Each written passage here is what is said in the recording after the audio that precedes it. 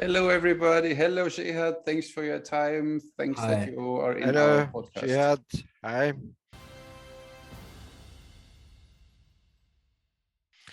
Hi. Thank you for having me. It's a real pleasure. Thank you, Armin and Peter. And I've been following some of the other podcasts and interviews you're doing. So it was a great honor for me that you asked me. I don't believe I deserve to be on the list of other interviews you had. So maybe you're desperate or something. You're But, right. I'm very happy to be here. No, And no. not at all desperate. You're very interesting. And, it's not only about the extreme famous archers. For me, you're famous too because you promote archery in a way not many do. So you bring people to the public, out to the schools. You do a lot for archery. Others, whatever Lars Andersen or whatever he shows off, and he inspires maybe a few to do the same. Sure. But you bring archery to the people, and that's for me important. That archery, and like your website, Archery for All. I like this, but maybe you want to talk then about it. But first of all, maybe a short introduction: who you are, where you come from, what's your profession? Yeah, Peter. I'm sorry. we are not at school. You simply can't. I like talk. to say something. Yes, Peter, sure. Armin, of course, is wrong. Oh. Because we only invite famous and great archers. Great archers, yes. Oh. So you are here. Some are not so famous. That's why you're here. Okay. We are not Maybe- desperate. And maybe you don't know Peter, but we had already a podcast because he did a very interesting series of podcasts, and he had a lot of very interesting people in his podcast. He did a complete video series. I don't know how many did you do? 20? I think I counted in total the some people I did one or two interviews. Yeah. Like But Murat did it too. Yeah, with Murat did a couple, with Ali from Iran I did a couple. In total, there was actually about nearly 50 interviews. Wow. But with individual people, probably about 40 or so. So Wow. that was during the COVID season. So I tried to use my time wisely there. It makes totally sense. It was very interesting what they had to say, and your questions always on point. Very good. Thank you. I appreciate that. So again, it's an honor to be here and to be sitting with you guys. And you are like an extension of the archery family that we are building internationally. Yes, So it's very nice. A very short introduction about myself. I started. It's enough. A little longer. Okay. My first exposure to archery was when I was a young boy. My mother. She's still alive. May God preserve her. She always encouraged me to do different sports. And during the holiday season, she kicked me out of the house. She goes, "Go and be busy outside." So she would always be she would always find some type of sports club to put me in: swimming, basketball, XYZ. One of them was archery. So I tried archery that time, but that wasn't actually the beginning of where my passion for archery came.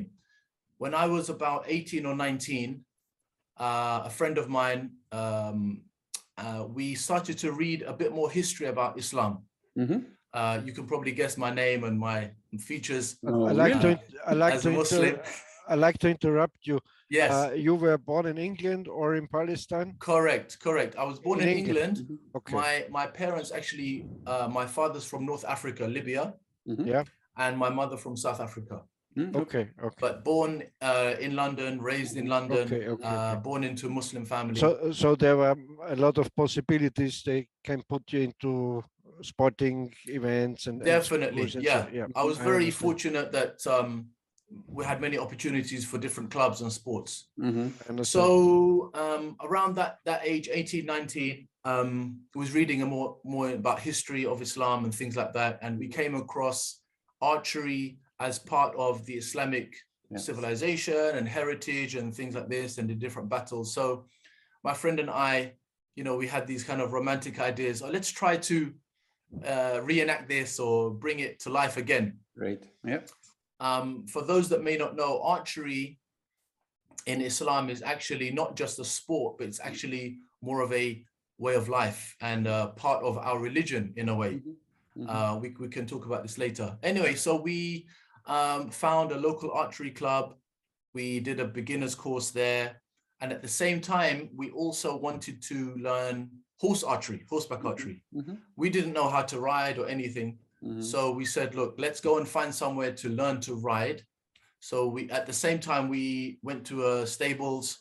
So one day we are doing archery and a different day we're learning to ride. So about 3 or 4 months later, we now thought, okay, we have our basics of riding, archery. We want to now join together. We don't have anyone to teach us. And so we're looking on the internet and finding out. Now at that time, this is probably around 2000 and, no, sorry, this is 1998, 99, around that time. In England, horse archery is pretty much non-existent, except 1 or 2 people who are very hard to reach. So there was one person who lives in Wales, probably from London, is about 3 or 4 hours away. I couldn't get to him, I couldn't reach him. Anyway, our research, we came across, and I'm sure you came across him as well, Abdul Majid, Christian Schrader. And so we connected with him. We went out to visit him. In fact, at that time, he was running clinics. Every month, you come for a weekend of horse archery training, introduction. So we went there, and it was summertime. So we were all eager, excited to go there. But, you know, typical German, he was very strict with us, very kind of regimental, friendly, friendly at the same time, but very, very strict. And so we remember at one point, he had a valley. He was renting a valley, some horses there. So we were training all day. It was very hot. The sun was on our head. We're sweating. So we said to him, "Can we go get some water?" He said, "Yeah, sure." He said, "Come here." He said, "You look over there." We said, "Where?" He said, "There, 2 miles, there's a well. You can go and get water there."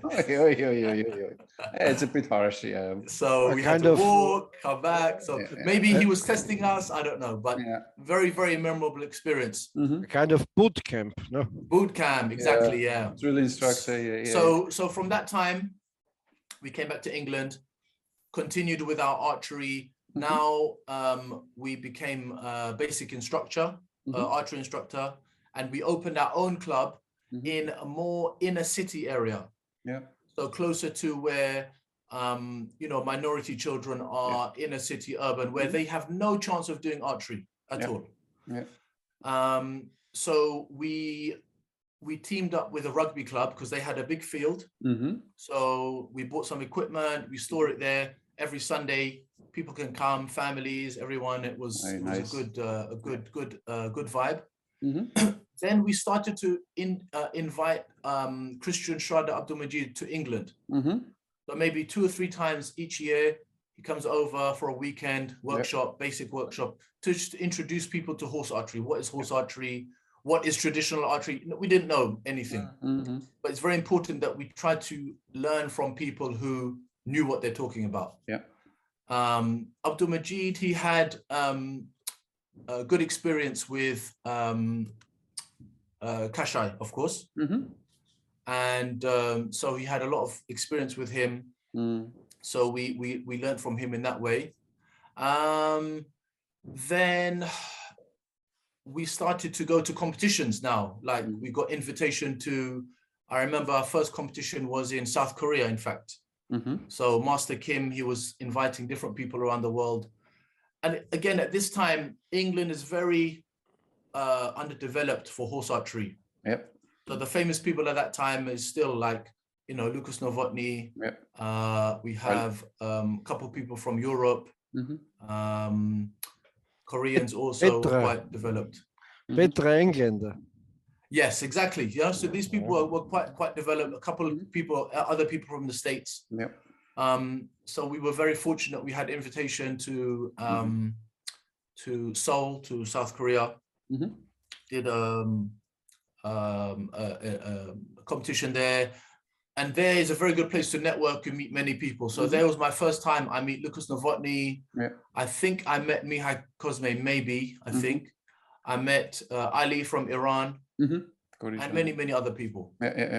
So, and then just continued from there. I came back to England, and we're running the club each Sunday, giving more exposure to archery, traditional archery. At that time, I must admit, we were a little bit narrow-minded. Our attitude was a little bit too narrow. We used to say that the club was just for traditional archery. And our intention was to help. I mean, the club is open for everyone, but specifically for Muslims to take up archery because it's part of the religion and things like this. Of course. And instead of being too narrow to say only traditional archery, it should be open for any archery. So if someone wants to come with a recurve bow or compound bow, no problem. We welcome everyone. As long as you want to do archery, it's not a problem. Yeah, one question in between, if I may interrupt you quickly, Jehad, because you said you did this basic archery course in the UK, but it was then 3 fingers with an Olympic recurve, I guess. Correct. When did you start then shooting thumb release? I guess at one point in time you started thumb release shooting an Asiatic bow. Thumb release was when we met with Christian Schrader, with Abdul Majid. This was our first exposure to learning how to do thumb release. And then we bring it back to England. We try to practice it with it ourselves. And we invite him again and again because we have to learn more and more and make sure we're doing it correctly. So this was our first exposure to that as well. Okay, fine. Good, only that I get my thing. Yeah, that's fine. Yes, I also like to say something. As you may know, I'm often the, as you call it, the advocatus diaboli. I like to ask about many things. Sure, please. Because you say archery is a part of Islam, of religion. And it is like that. But if you think about it, it's part of many religions. Definitely, if you think about Buddhism and absolutely. Also Shintoism and so on. So for sure. It's not especially an Islamic. No, it's a good point you make, Peter. I'm not saying that it's only for Islam. Many different civilizations and cultures have archery, and this is a beautiful thing because it is part of our humanity. If you look at Aboriginal communities, and when I say Aboriginal, not just Australian, but native communities worldwide, pre-industrial area, long time ago, thousands of years ago, those communities never met each other. So for example, jungles of South America and the sub-Saharan Africa and the steppe of Eurasia and Japan. Okay, maybe at one time this was one landmass, but when it broke apart, these people did not know each other. But what is amazing, each of them have archery. And almost developed developed at the same time. Or time spent. Amazing. Kind of like, this is amazing because they have no communication, they have different language, they have different culture. How is it that all of them have archery and they're using for similar things, for warfare or survival, for hunting, for defense? To me, it is simple because it's a kind of logical development. And in some way, I'm a kind of alternative history believer. In my opinion, there were a lot more intercourse with ancient peoples than we think. Definitely, right. I'm quite sure about this. And no, for sure. I think that there is some overlapping with certain civilizations. But I also think if let's say a medieval noble likes to own an Asiatic bow, he was able to. I'm sure, because as we know, how could we know that there is one in the first because place? They know everything, because they intertraded. Think about in the Stone Age, they intertraded with sword and steel and with everything, with how is it called, this Bernstein? How is it called? Amber. All over, and ivory and all this and also spices and herbs and so on. Look at the Silk Road as example. Absolutely. 100%. For sure. I'm sure. Definitely, I think definitely trade. I'm the spiritual person here, but I think, and when you see the Aborigines, because you mentioned them, they had still this, or they still have this understanding of communicating between each other without a phone, without anything. So they simply think about, okay, we meet this time, this place, and they all come because they have this. And of course, why not? You know, there's no space and time in this. Armin, we only know about this because Western so-called scientists wrote about it. Yeah. You never know what their meeting, their date of the Aborigine. Let's meet there at the mountain, or at the, I don't know where, at this big rock, and you know, we are so we easily believe that an indigenous or Aborigine community, they are not also humans like we, and they didn't play pranks on scientists. And you know, I read a lot about the North American Indians, about the Native Americans, and there are a lot of stories. They said, oh yes, I can feel this, I can feel that, and I talk to the tree and the wind tells me the story. And they pranked the scientists and the travelers, you know. And we don't know. And I'm always very suspicious if something is praised too high, and yes, they can communicate over miles. And even we can do it.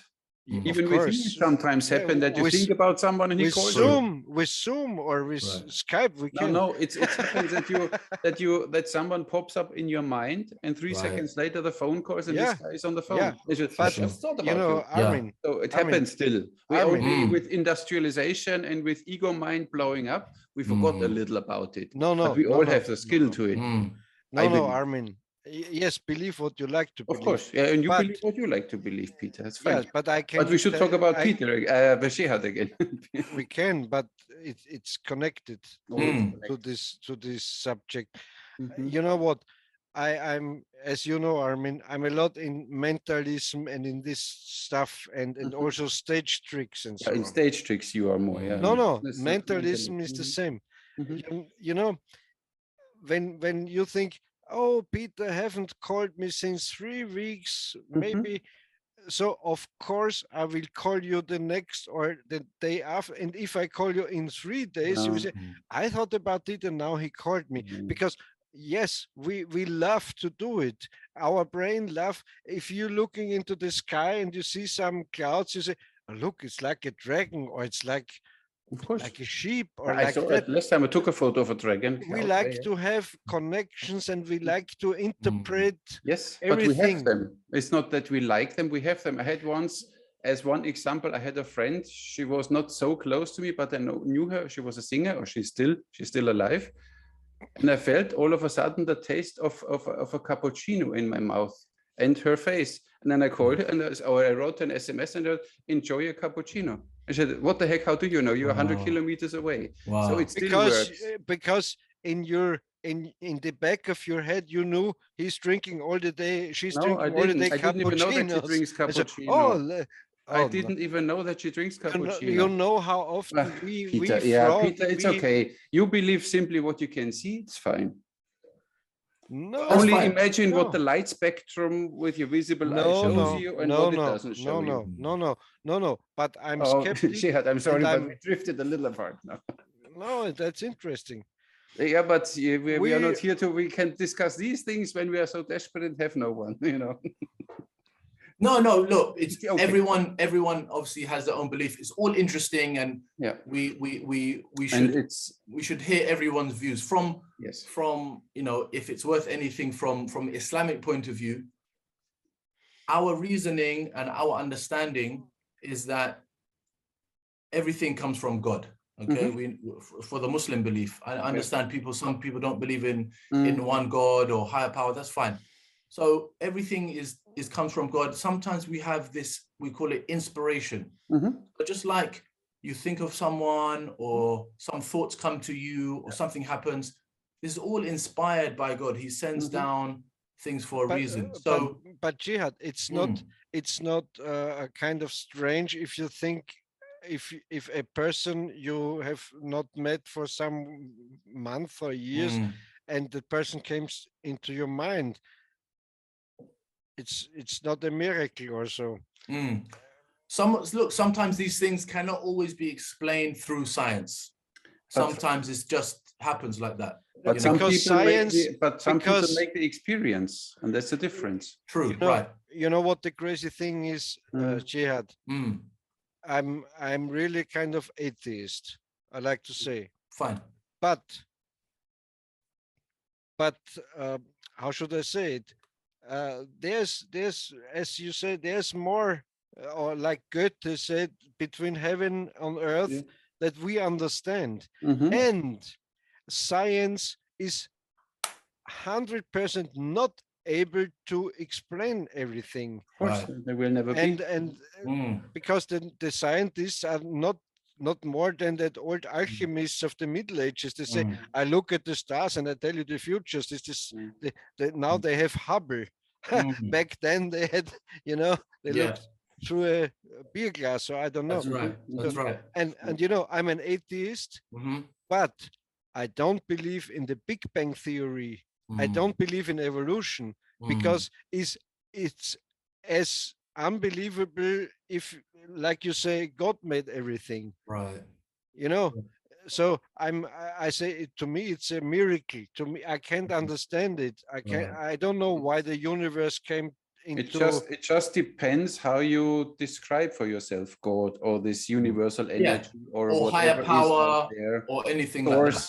Whatever you name, whatever you name. It's a secret to me. It's a secret to me. And if a scientist says to me, there were nothing, and then the nothing exploded, and that was the Big Bang. Yeah, this Big Bang, I don't believe in. Oh, the nothing exploded. I understand. So it's crazier than religion. Sorry if I say this. It's no problem. Or as crazy as religion. Because if you say there was a big God, if its name is Allah or Yahweh, or everyone, whatever, it's as logic as you say he made all the things and the stars and the skies and everything, as if one says there were nothing and it exploded and then everything came, and by accident there were animals and so on. It's crazy, like to me. So we have, to me it's a secret. Yes. So in Islam we have something called the fitra. Fitra, Fitra. Fitra means the original state of man. And when we look at Aboriginal people, native people, this is kind of the original state, simplified living, natural living, okay?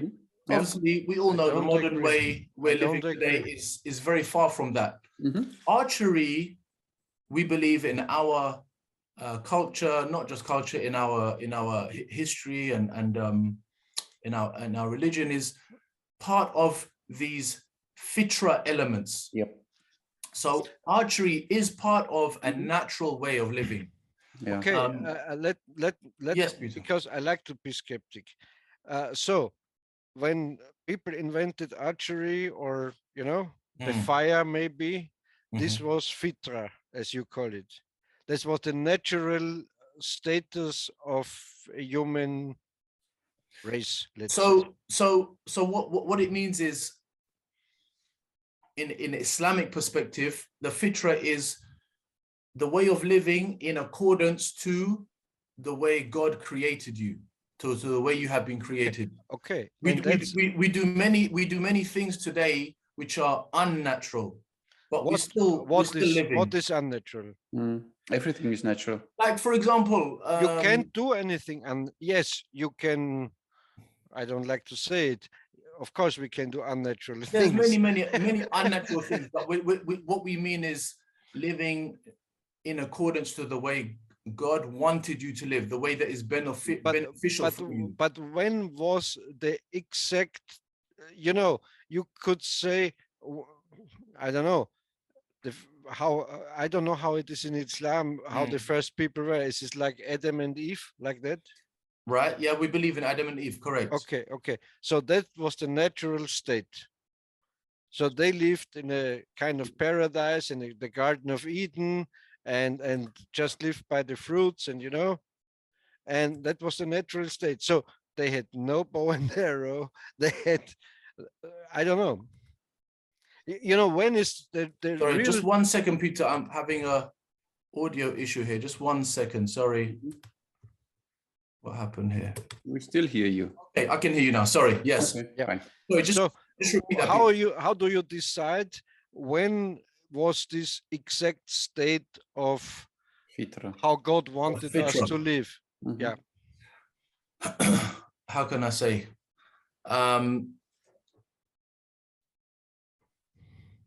The mankind themselves. Okay, so when you're created, even today, look, a baby born today is in the state of fitra, just like a baby born 1,000 years ago. Yeah, it's the same. I agree. It's not like we were closer to God that time and now we're away. No. Yeah.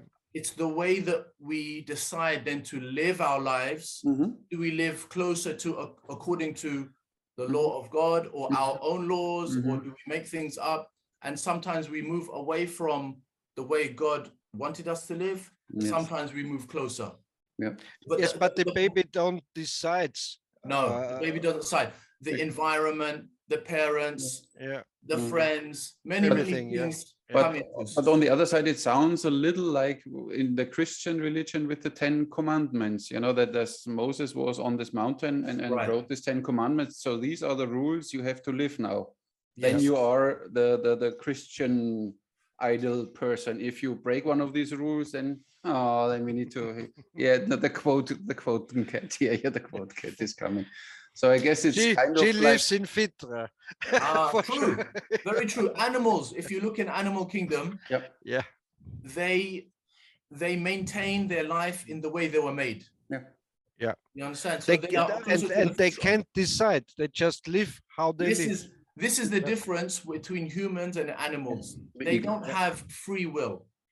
Yeah. But anyway, I don't want to get off too. No, but it's still interesting. Interesting discussion. I guess some of our viewers will like that too. But this is I just want to give a basic introduction as to why archery is important in Islam for Muslims and where it is placed in the history of Islam. And you may be surprised to know many Muslims today do not even know that archery is part of their history. I know. I was 1 year in Lebanon.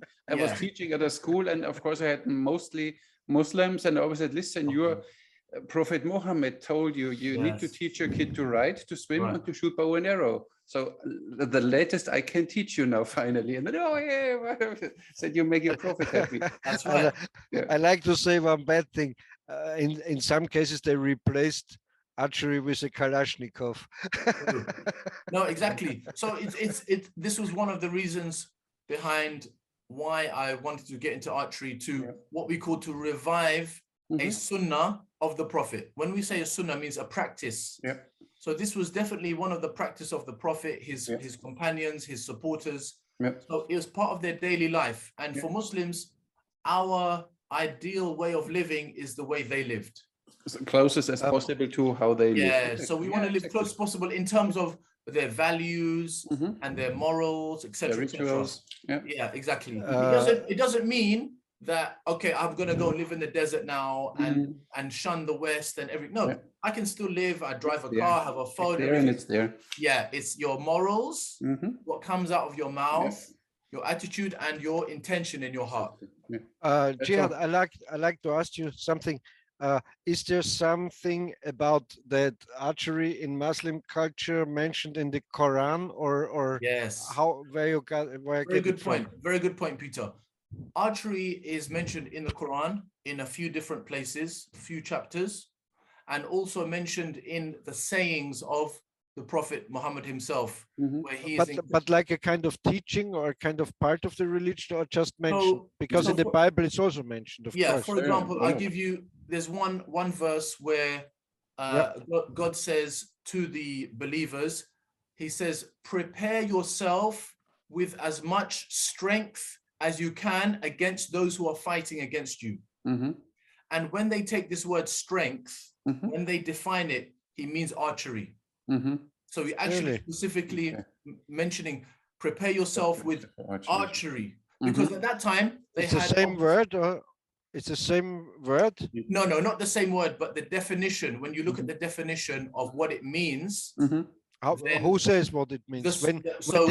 When there's written strengths, so you translate it with archery. No, who says it? So the prophet himself said this means archery.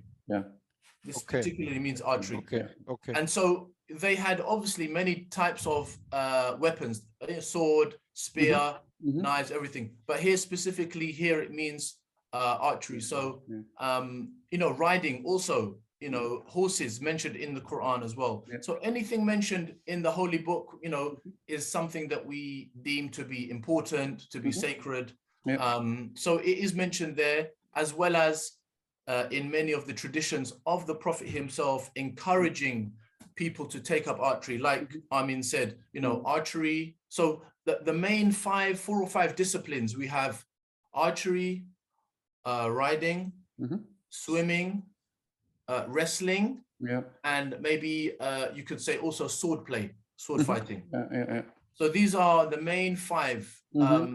There are other external disciplines, or we don't really call them sports, but disciplines is a little bit more serious. You know what? But these are the main 5. It's like, I'm sure you don't know this writer, but Armin knows him. He was a German writer, and when I was a little boy, I read a lot of his books. His name was Karl May. Yes, and because I read this, I like to kind of make a bridge to Islam, because these are kind of manly, how you call it, skills, yes, manly skills. You have to be able to swim, right, short fight, to shoot, and of course wrestling, hand fighting, boxing maybe, or something like that. She had us the Brazilian jiu-jitsu instead. Exactly. So we also see that's kind of one of the close things to the wrestling that they have. But with the archery as well, some of the encouragement we have and the indication from the Prophet Muhammad is that, for many people today, archery is just like any sport. So, they try archery, then they try tennis, then they try other sport. But in Islam, archery is a sacred discipline. And for archery, you get much reward. You actually get reward possibly for entering Jannah. So I'll give you one narration from what the Prophet says. We call it hadith, one saying. One hadith, He says, with one arrow, God will enter 3 people into paradise. The first person is the one who makes the arrow. Because you need to have someone. I thought if you hit them. Not yet. You're going to paradise.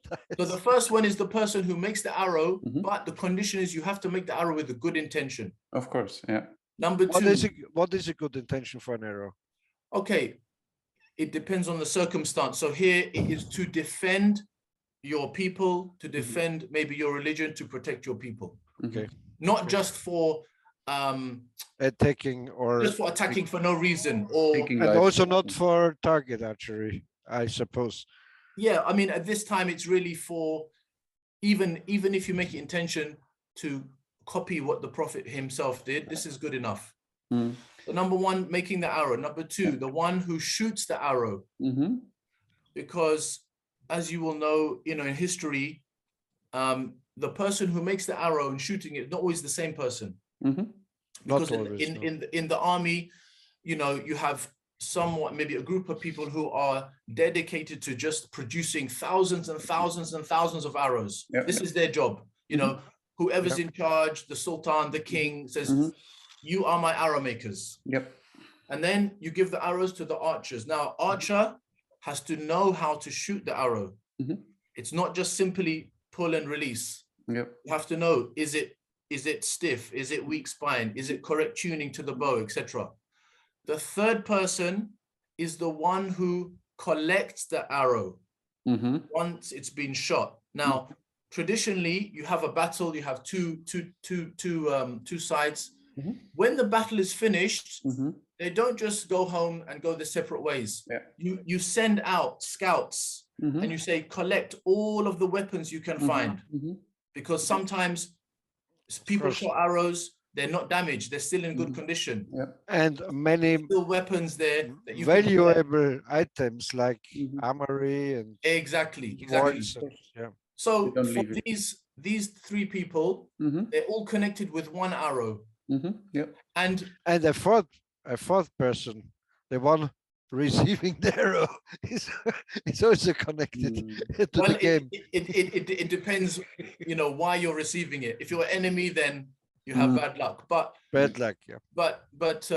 for these three, we believe that we get possible entry to heaven. Now, when we look at why people enter heaven, it's normally because they're very religious and they're praying a lot, reading a lot. But none of this is linked with worship. This is just shooting an arrow, making an arrow, collecting. Something very kind of easy or enjoyable. And even in the time they had target practice, because you don't send an archer without any practice. He is not an archer to a battlefield and let him shoot the first arrow to an enemy. So they still had targets, and it still counts in a way that you shoot. You know, somebody builds the arrow, the one shoots it, and you get, maybe you get the arrow by yourself, or you have someone picking up the arrow again. So you could be three people in one. You could make your arrow, shoot the arrow, collect the arrow. So even in the target practice, you have so much reward for that. And I don't know if you know, traditionally in the Victorian times in England, they actually had on the target range, where you're shooting, you have targets here and targets here. So they shoot one way, they're walking, and they turn around and shoot. The other direction, Now, what's interesting is, in another saying of the Prophet, is that he says between two targets, between the area of two targets, is a garden of paradise. So at that time, we believe they also used to shoot in this method. So they shoot one way, they turn around, collect, and shoot the other way. So when we look at the Ottoman period, for example, the Ottoman sultans, and we look at their archery area, what they call Ok Meydan. The Ok Meydan, they used to make very big, because if you go to Istanbul now, you go to the area Ok Meydani, the Okçulu Vakfi Club now is on the original site of the Ok Meydan in the Ottoman times. But it's very small now. Okay, yes, they can shoot 70 meters Olympic distance, but that whole area with all the houses around used to be only for archery.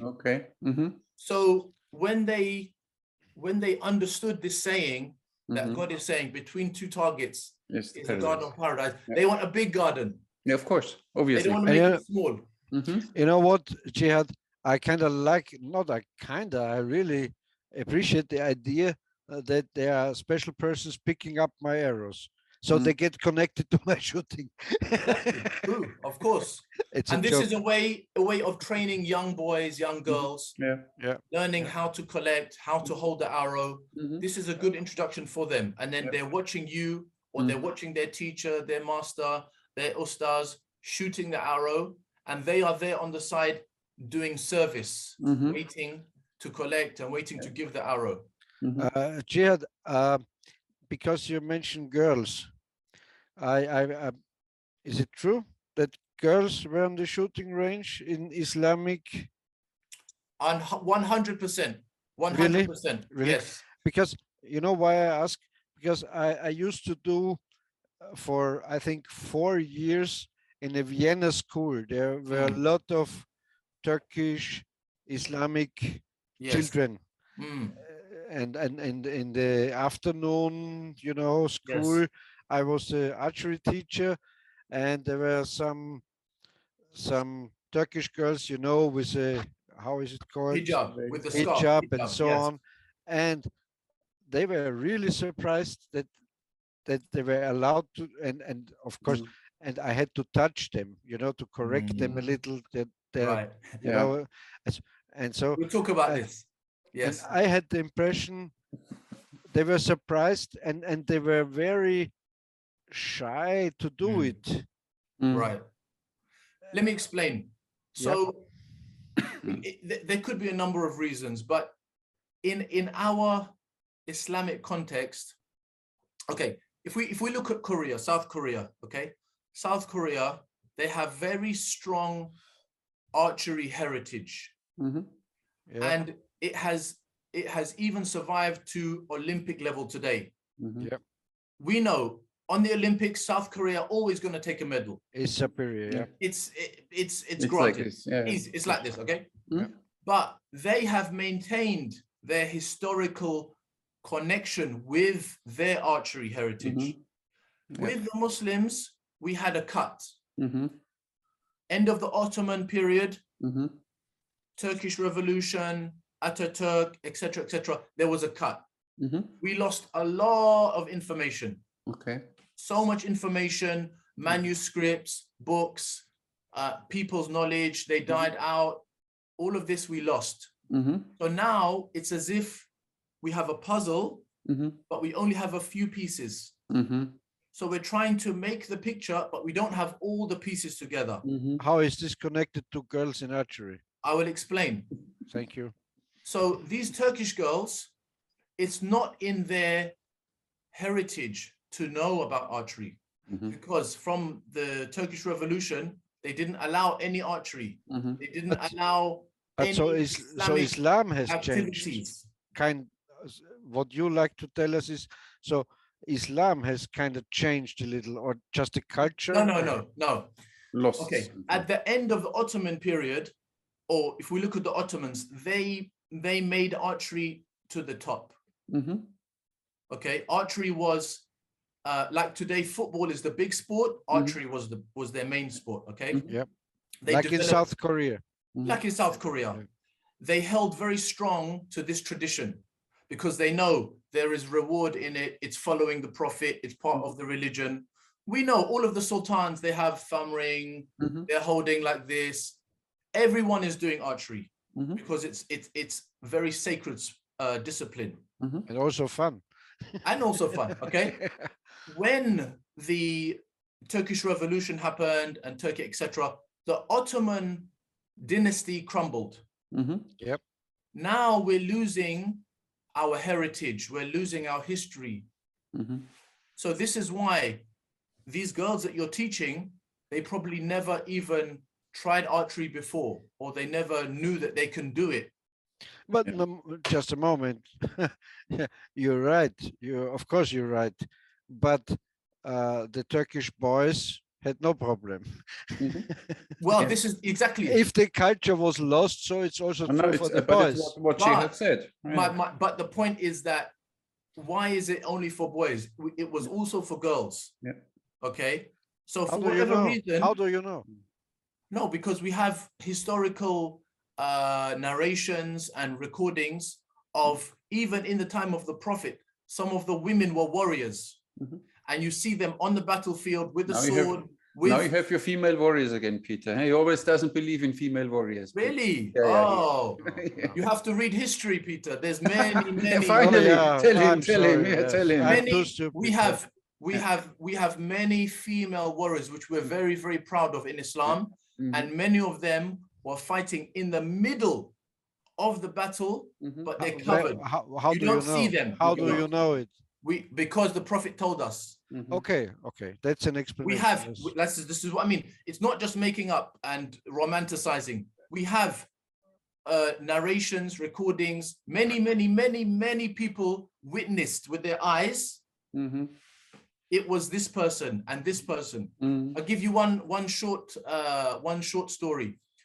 The Prophet, they're in a battle, and everywhere he looking left, he looks right, he sees this same person jumping, fighting, taking a sword, cutting someone's head, shooting a bow and arrow. In the end of the battle, he's asking, who is this person? The person came to him, she took off the scarf, it's a female. Oh, really? Yeah, I think so. She was stronger than the men, she thought. Some of them, yes, were like this. Because, you know, really, look, not all. you really believe that yes. a woman is physically stronger than a male warrior? Doesn't have to be just physical, Peter. No, doesn't have to be physical. No, Jihad.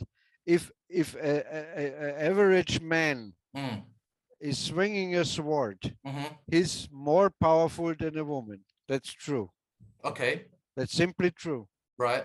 But then you need to see that the Ottomans didn't have two-handers, heavy swords. They had this more lightweight, very agile, and that fits more and not so muscular body, because you're way faster.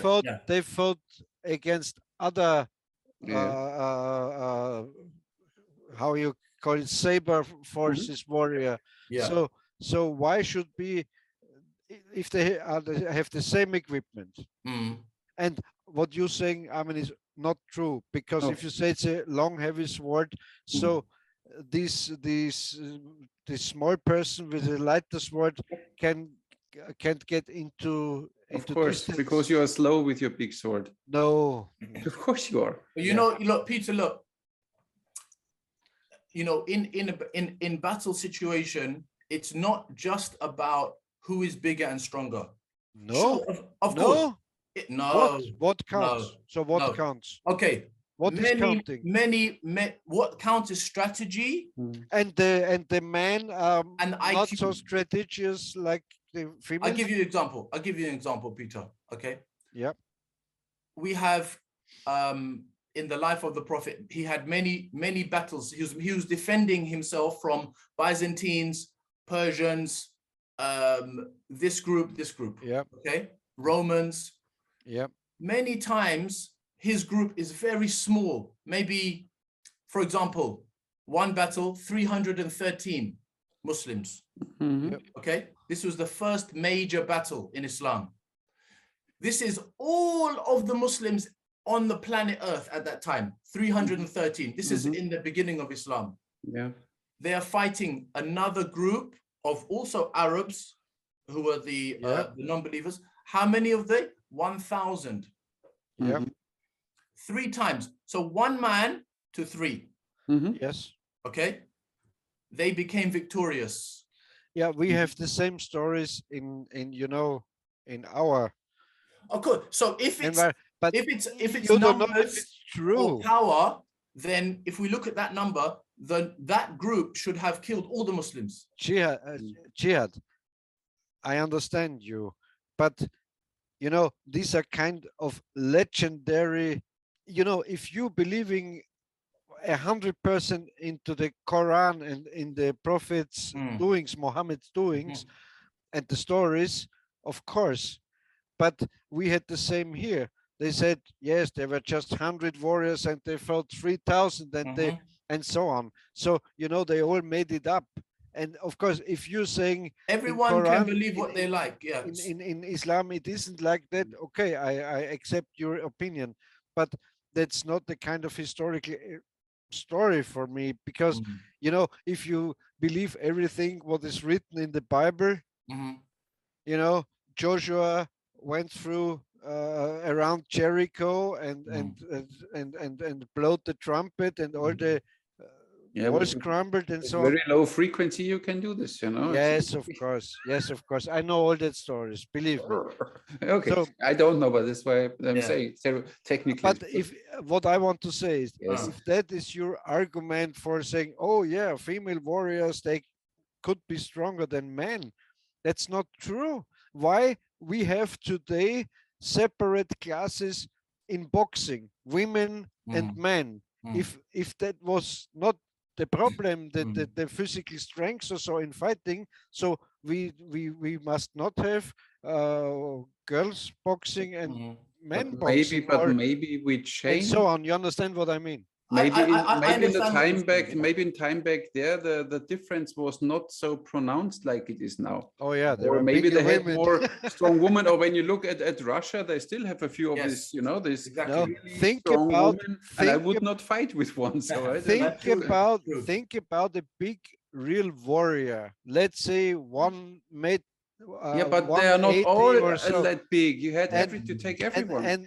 And he smashes his sword even on the shield of a woman, Sure. he would break his arm. Sure. No, That's look, true. I of course, look, I understand. At the end of the day, Peter, it, you know, with Muslims, it comes down to also a matter of belief and faith. Yeah. This is ultimately. Okay. That's okay. This is really. I could tell you all the stories and everything, and you don't believe it. That's fine, because you don't have that belief. That's not a problem. Yeah. But if I'm saying I'm a Muslim and I accept it. I accept your Muhammad, belief. this will happen. And this is where we have a division, but we kind of agree to disagree. I never said there were not women which fought. Right. I'm sure they did. Yeah. And especially if there was a critical situation, if the, you know, if the men were out, and you know, I don't know if you watched all our podcasts, but I once explained it. I said, think about it.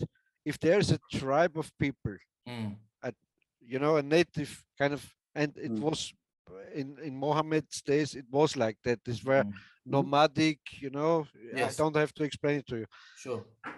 And they never would have sent the women to war, because the most valuable being on earth is a woman, because she's able to have children, and one man can inseminate 100 women. Right. So if one man dies, it's no problem. If 100 men are dying, it's no problem. Yeah. But if one woman is dying, the tribe will extinct.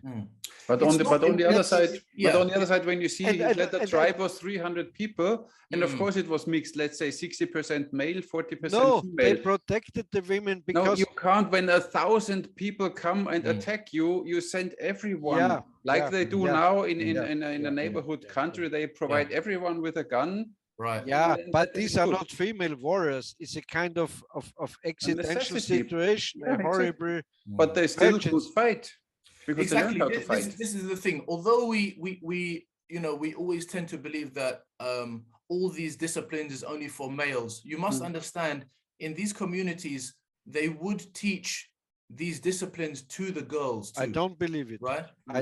That's one thing. And also Peter Englander says this. I don't believe it, because you know what, back then in this, it's my opinion, what I found out, and I read a lot and so on.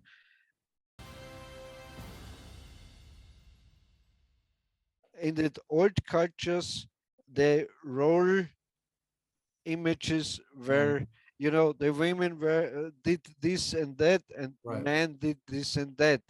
And you know, in our modern societies, like we call them, we say no, everyone is the same and everyone could do the same. And that's, in my opinion, the breakdown of civilization. Because think about it, in our Western civilizations, let's say a mother has 3 children, and she should go to work, but the state will pay another person to educate her children in the kindergarten or somewhere. That's just crazy. But on the other side, Peter, why should then, when this is right, any woman on this planet need to learn self-defense?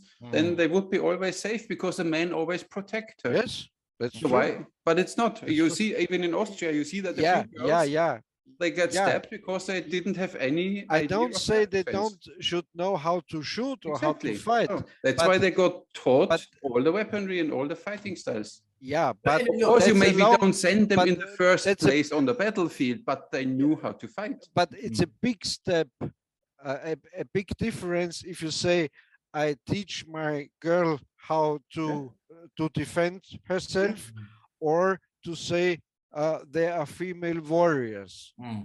So it's a big difference. Let me then clarify. If we talk about female warriors in Islam, it is a small proportion. I admit, it's not like hundreds and hundreds of them. Of course, the women had their role in society. They understood that. But you always get exceptions in society. You know, you can have, let's say you have 5 children. Totally agree. You have 5 children.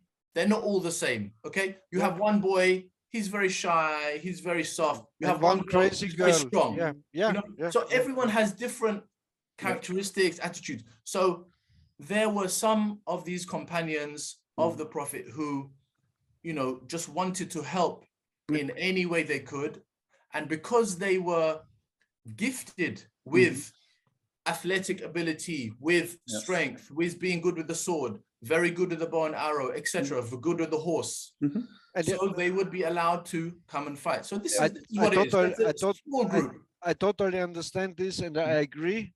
Good. But what I always criticize is in today's society. Yeah, this is not a society anymore.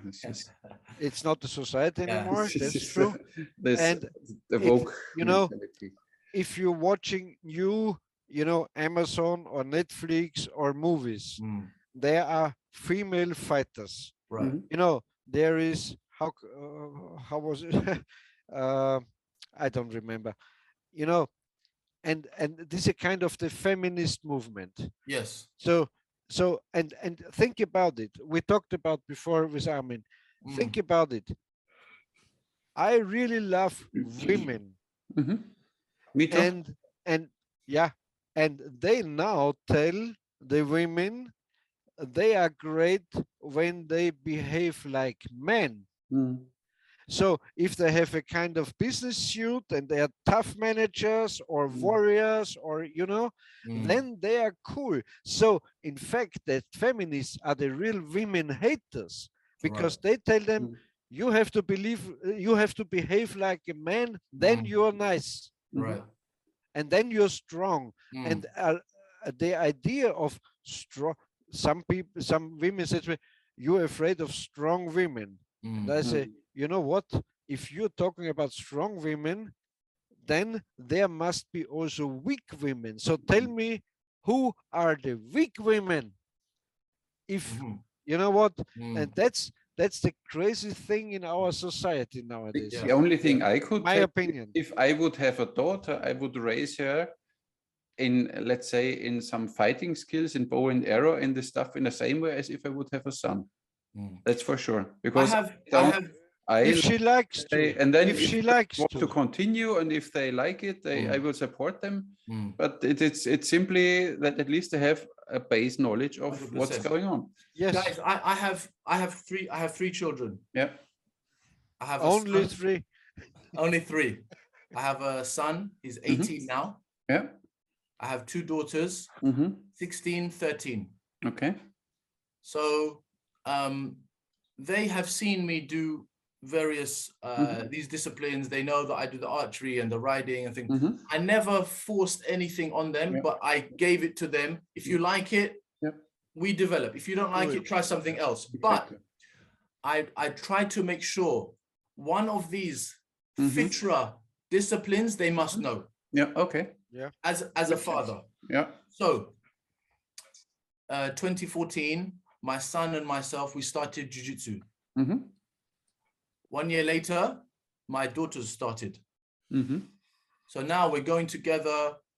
We have good family time. They are with their partners. I'm with my partners. Sometimes we go together. We're sharing this experience. You have something to talk about. Exactly. Okay. But what's important, they know how to defend themselves. Yeah. So even at the club now, they will go with someone older than them, even a male, for example. They can handle themselves. They're not scared in any way. And when they come out of the club, then they still have their own character. Sometimes they're a bit shy. You know, they put their scarf on, whatever. They're normal, you see. So it's not that, I know maybe this is not what you're saying, Peter, but about the female warriors, yes, on the battlefield, they were savage, you know, they do the job. But when they come off, they know their role, and they know they still keep covered and protected and shy, etc. So it's not as if sounds very romantic, trying to really show off or anything like that. That sounds very romantic, Jehad. Each to their own. But you know, I don't know how it is in Islamic cultures, but we talked about before, Armin and me, you know, when we were young, it was some 100 years ago, when you had to go to the father of the girl you like to go with her to the movies or for a walk or something, and you had to ask him. And you had to bring the mother a bunch of flowers and say, oh yeah, Mrs. and so on. And then you walked out into a bar, into the cinema, in the movies or somewhere, and then you had to walk her back. Of course. To the door. To the door. In time, what and the father if told you you. were lucky, you got a kiss in front of the door, Aww. and then you walked home. Who is now romantic? Yeah. Yes, I'm romantic. But today, they tell our girls, you can walk alone through the darkest street and nothing will happen to you. I don't agree, Peter. I don't agree because they would include me and I would never do that. What? When you say they, you include me too, because I am they from your perspective, but I don't do that. It's the same like today is Women's Day. When I'm walking, I'm sorry, ladies, but if only one day is Women's Day, then something is wrong. For me, every day is Women's Day. Right. That's why I posted a nice picture about Women's Day. Yeah, James Bond career, of course. But look, Peter, unfortunately, this is, modern day, morals and principles and things, things are changing all the time. This is why, again, for a Muslim. But that's why they get raped. That's why they get raped in a dark street. Because they tell them everything is okay. You don't need a weapon. You don't need to protect yourself. You don't need to know how to defend yourself because everything is safe. Just the police needs a gun. Yeah. No, I understand. Look, at the same time, this is why we feel it's important to empower, especially boys and the girls, in terms of everyone should have a minimum knowledge of self-defense. Everyone. My wife, my mother, everyone. And it's not even that you have to use it. You go with a different self-confidence through the street. Exactly. Because I could respond if there is something. Yeah. And then it's a matter of, frequency and harmony. You don't get attacked because you send the signal of, that's why you protect yourself only because you know. With the jiu-jitsu, they say the best way to avoid a fight or the best way to neutralize a fight is to walk away. Exactly. It's not to try to engage and fight. Of course. Walk away, talk it out, walk away. Walk away. And Jehad, in that sense, I'm closer to the Islamic culture who stay with the role images. Right.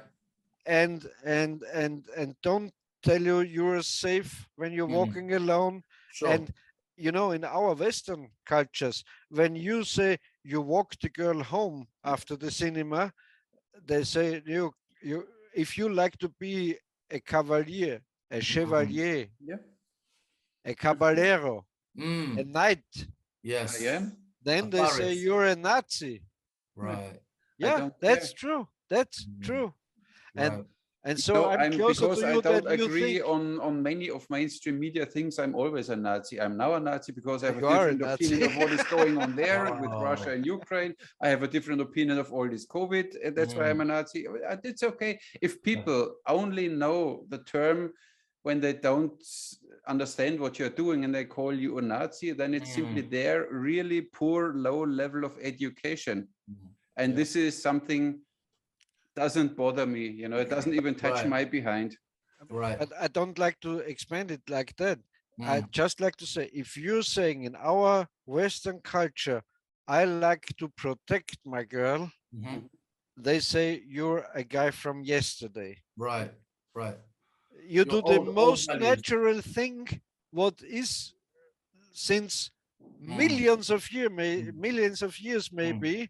And you say, I like to protect my wife or my girl or, or my friend even. This brings me back to, again, the point of fitra. This is what I'm talking about. The original way that as Muslims, we believe God created us. man and woman, they are the same, but not equal, because they have different abilities. Same, no. We understand that, okay? Yeah. You know, a man cannot give birth, a woman can give birth. A man can do certain things, but it doesn't mean that one is lower or higher in the eyes of God. Yeah. You know, and we're equal in that way. Yeah. You know, and that's the biggest lie in history, that women ever were suppressed. Just try to suppress a woman. Try it. Happens. Yeah, that's right. It's the craziest idea. And they tell our scientists and our, for thousands of years, the women were suppressed by men. That's right. It's crazy. In every, even from the antique times and from ancient times, we know powerful women. In Austria, we had Maria Theresia. She was a big empress, and Elizabeth I in England. Right. And there were lots of women. They were very powerful. Yeah, absolutely. They were not suppressed, but the other were suppressed. It's so crazy, so stupid. This is why Islam also has this bad reputation of suppressing women, and women are covered and everything. You know, go and speak to any woman who's wearing a scarf. Ask them, who forced you to do this? No one. Is your father, is your husband, are you forced to do it? Most of them will say, it's my choice. Exactly. It's my choice. Yeah. And I agree. And I really think, I'm sure there are some families where the father's putting pressure on the girls, take on the scarf and so on. But that's for sure. Or a kind of environment. Right. On the other hand, if, let's say, Germany, or I'm from Austria, let's say that I agree to say, no, if you're a policewoman, a judge, or, a kind of official, you can wear the scarf because you're in a different country. So when I'm traveling to Turkey or to Lebanon or somewhere, and they say you can't walk with shorts in the mosque, I wouldn't do it. Right. Or with the women, with these tops, just walk. Yeah. They can't do it. I agree. But if they are in our country, and our culture says, no, a scarf is not right for a teacher in our culture, it has to go in both ways. If you decide to live in that country, that's my opinion. Fair enough. If you're private, if you walk out from your job, you can wear a scarf, you can do everything what you want, in my opinion. But the only thing I'd say on that, and I don't want to talk about politics too much, is just it's not so much a choice on just dress. For Muslims, scarf is a religious obligation. So it's not in the Quran, if I'm right. It is, but we don't want to go too much into that, because then we're going to go off topic. But I did research. It isn't, in my opinion. Okay, but if you say it is, okay. Okay, and even if it's just an interpretation of some text, is like it is. But every culture has the right to say, in our country, we like to have it like that. Like the Islamic State say, in our land, we like to have it like that. So the same right has to go in both directions, in my opinion. But we have to also respect people's religious rights. So if in their religion there is a obligation to wear the scarf, and in that country they're saying now it's banned, it's illegal, you go to prison if you wear the scarf. No. Then this but you can't be a teacher, a police woman, or a judge, or like that. You can't look, if I'm tattooing here a swastika on my forearm, I don't think I could get a judge, could become a judge in Austria. You know what? you decide if I'm a skinhead or I don't know. I couldn't go into some jobs. And the same is true. I don't like to compare this, but just for example, Sure. If you're showing up openly, yeah, because religion is a private thing. I can believe on what I want, no problem with that. And you say, I say, I like mosques. I like all that stuff. I like Muslim culture because, you know, I did really research and I love it and no problem with it. But, and you know, the other thing is that I don't judge the Muslims. They do it in our countries, but the politicians, they give them money or say, oh, yes, you can do everything. That's my opinion. So I don't have something against since 2 years. Since 2 years, it's not a problem because everybody runs around with a mask. Yeah. So that's It's funny because exactly, you know, crazy. One thing is the mask. You know, in the UK, Boris Johnson, the Prime Minister, he was making fun of Muslim women who was covering. Yeah. And now he's telling everyone to cover. Yeah. If you look at old Victorian pictures of archery, not just archery, but just Victorian England, the public, the normal people, very interesting. Many women wearing a scarf. Yeah. Many women. Now, do we say they are oppressed? No. Why are they wearing a scarf? Because it was part of their modesty. It's part of the culture at that time. With time, becoming modern, they want to take the scarf off. Things change, values change, people's perceptions change. But why do we not say at that time in Victorian England, oh, they were oppressed, this was wrong? We don't say that. We don't say that. Jehad, I don't know if you know it. I'm living here in Austria in the countryside, you know, in a small village. Okay. And when I was a young boy, as far as I remember, the married women wore headscarves. Yeah. Especially when they went to church. Why did they wear that? Why? Yeah, because they were nice women. So it's the same. I mean, look at the nuns in the Catholic Church. They still have this complete. They don't show one hair of their. They maybe don't cover the face here, but they have everything around there. Right. Yeah, but they are nuns. They are not. Okay, they don't work as a judge or as a policeman. Yes. Yeah, common people. Okay, for example, do you ever see a picture, whether you believe Christianity or whatever, you ever see a picture of the Mother Mary without a scarf? Did you ever see a picture of Mother Mary without a scarf? Could never. I don't know, but I believe they're not so far apart. Yeah. I didn't research on that, but what I find interesting, I think in Muslim culture there are only two genders, right? There's the man and there's a woman. See, and that's why I like Muslim culture. Right. Because nowadays in America you have 75 different genders, and well, what is he now and what is? I mean, it's quite simple. Armin, in real Christianity is the same. Yeah. But do we have still Christianity somewhere?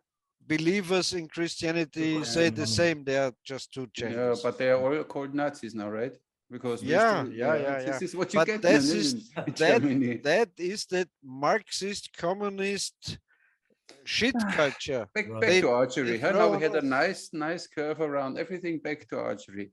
So then you started your archery range, but now the other side, we're almost at 2 hours. I don't know if we want to extend it that much, but I would like to invite you again for sure, because you have much more to tell us, and it's so interesting because I really like even this idea when you see the Turkish bows, when they have writings on it or some phrases of the Quran.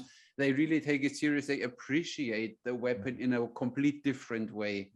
When I was in Lebanon, they didn't care about it. I had these expensive Kiowa bows from Bear Paw, and I had a concrete field there, and they simply throw it on the floor and leave it. And they just a Bear Paw.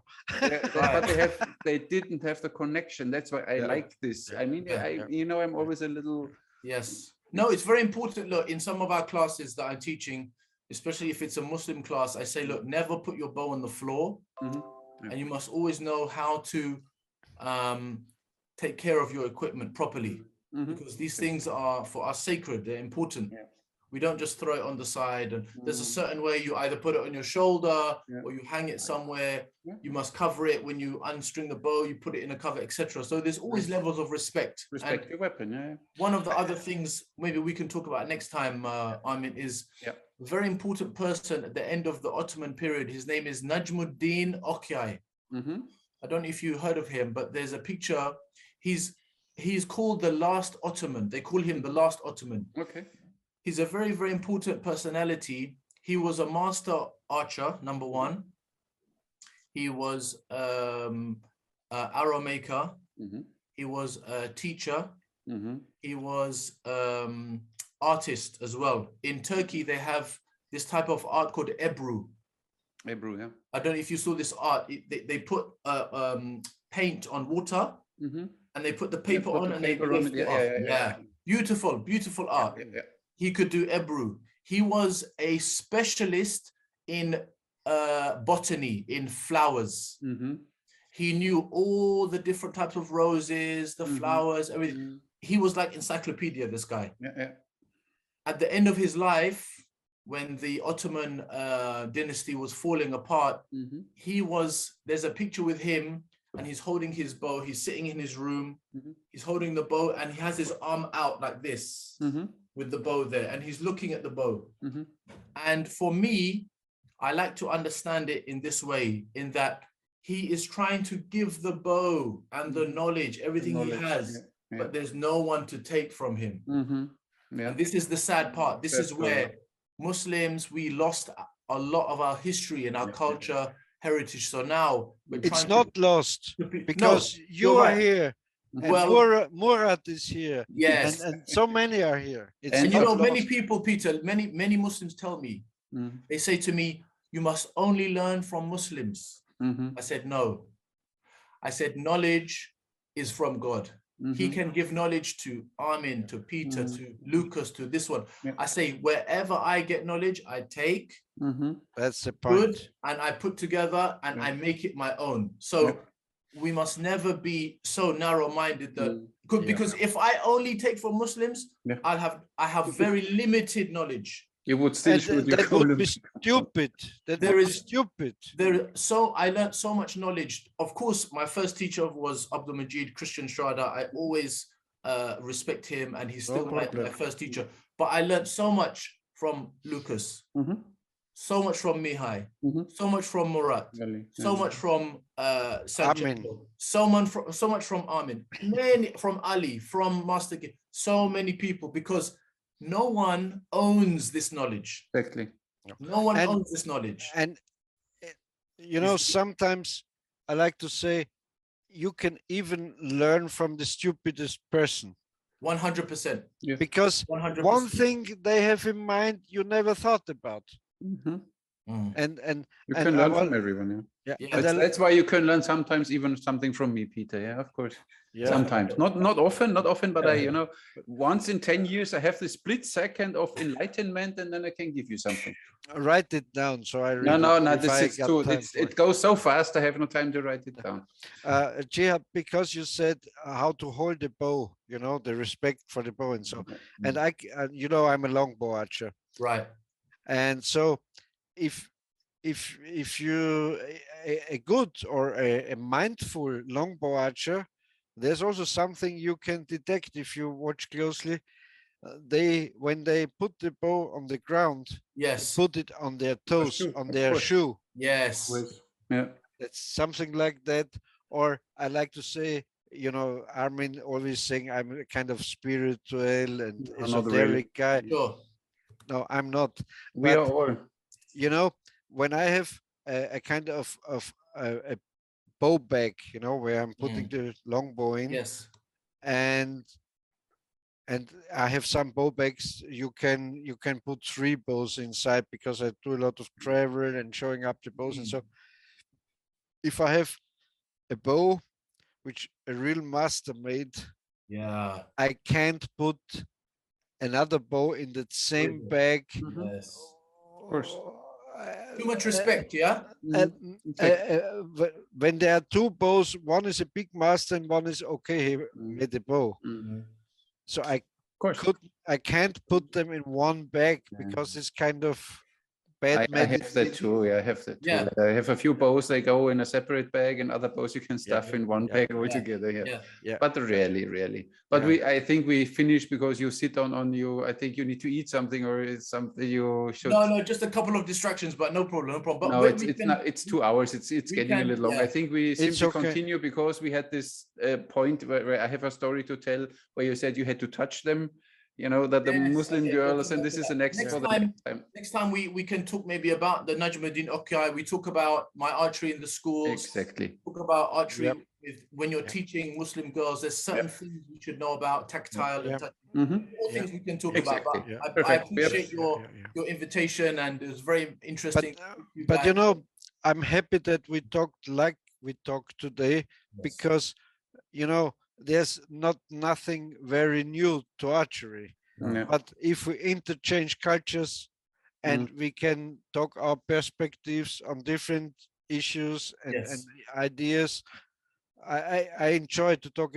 You know, like I said, I'm an atheist, but I like to talk about religion because I'm very interested in religion, and I'm looking podcasts about religion, esoteric stuff, and so on. I really enjoy it because I like to know more. Because if you know this, then you recognize how the people are thinking. Right. Yeah. And so I love it, and I think it's in many cases more valuable than to talk about how to draw a bow or something like that. Yeah, I think you in the long run you have to understand the religion and the culture, that you understand the archery, or you do it the other way around. You do this way of archery and you understand a little the culture and the religion. So there are always a few ways, but of course we simply share everything we have to share here on our podcast. And it's fine. Yeah, just fine. Thank you so much, Jehad, for your time. It was very interesting to talk to you. It was really, really nice. I thought I need to, hey, calm down, guys. No, but it's an interesting and a very factual-based discussion, so I like this. And now say a typically nice Muslim goodbye. Okay, we say Assalamu alaikum. Assalamu alaikum. And I say alaikum assalam. And I say the other way around, right? Alaikum assalam. May peace be with you. So we have no quarries, no arguments. May peace be with you. I wish you the same. Thank you very much for your time. Thank you for your time. We invite you very soon again, okay? Thank you very much, Jehad. Ciao.